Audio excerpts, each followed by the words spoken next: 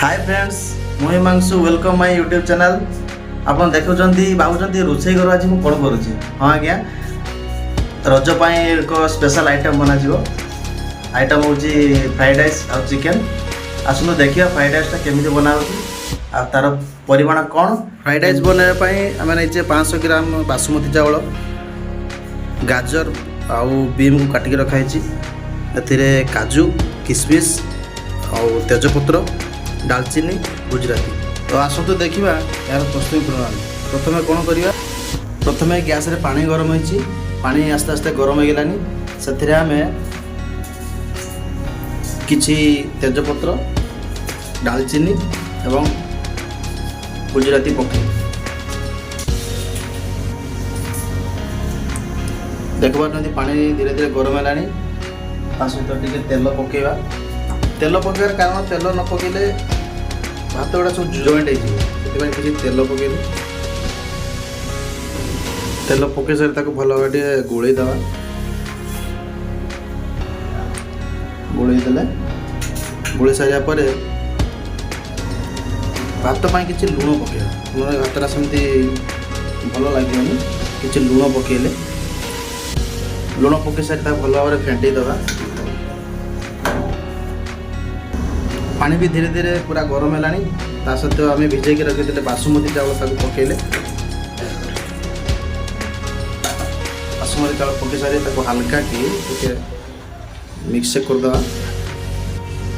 से धीरे धीरे बॉयल हम बॉयल कि समय घोड़े देवा। एवं आमर धीरे धीरे भात बॉयल है बेसी बॉयल करवानी कहीं बेसी बॉयल कले जो भातटा भांगीज तेणुक देखो भात होगा आम गोटे साइड भात को साइड कर सारा आ गोटे साइड रे कड़ईटे बसैली कड़ई काजू किशमिश को फ्राए करवा। कड़ई आमर पूरा गरम हो गलानी अल्प किसी तेल पकेगा तेल टे गरम होगा देवा।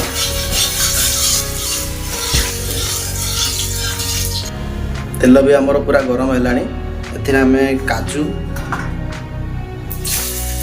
किशमिश रखी आप हम ऐड करना।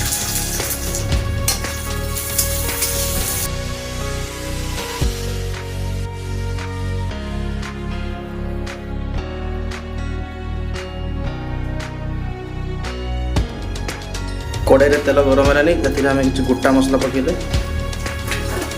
गोटा मसला माने दालचीनी गुजराती आ तेजपत्र भल भाव गरम करदे। तापर आम रखि जो बीम आउ गाजर को ऐड कर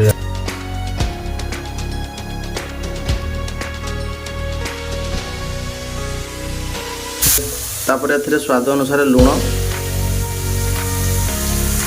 अल्प लंका गुंड अल्प गरम मसला तापर या भल भाव बॉयल करवा।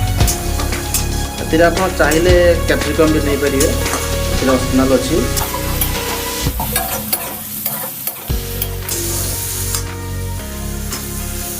एबे आमर परिवा सब धीरे धीरे बॉयल है सहित मिसी भी गलानी। तापर एथिरे हम किसी चीनी पकेगा। चीनी माने जमती आप मीठा खाइबे से हिसाब से चीनी पकेबे बेसी मीठा हेले भल नुहे अल्प चीनी पकेबे तापर भल भाव मिक्स कर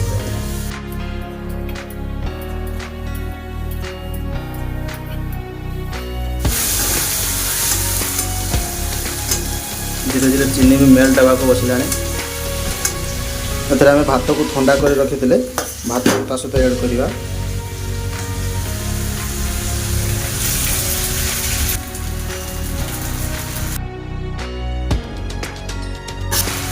तापर हल्का हल्का मिसई देवा पड़े बेसी जोर घाटे भांगी जीव चावल भात ये सब गुटिका अच्छे भांगी जीव।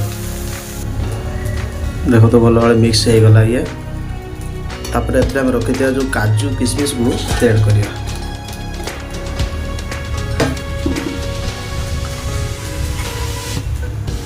फ्राइड राइस हमारा प्रस्तुत धीरे धीरे हो गलानी। तापर आ किछ समय पर हम बाहर काढ़ी नवा हल्का हल्का नाड़ा पड़ो कहीं ना चावल जो भांगी जीव। एबे आमर प्रस्तुत हो फ्राइड राइस ताको आम किछ समय घोड़े देवा। तो हेलो फ्रेंड्स, एबे आमर रेडी होईची फ्राइड राइस ता सहित चिकेन। आसंतु टेस्ट करिया केमिति फ्राइड राइस होईची।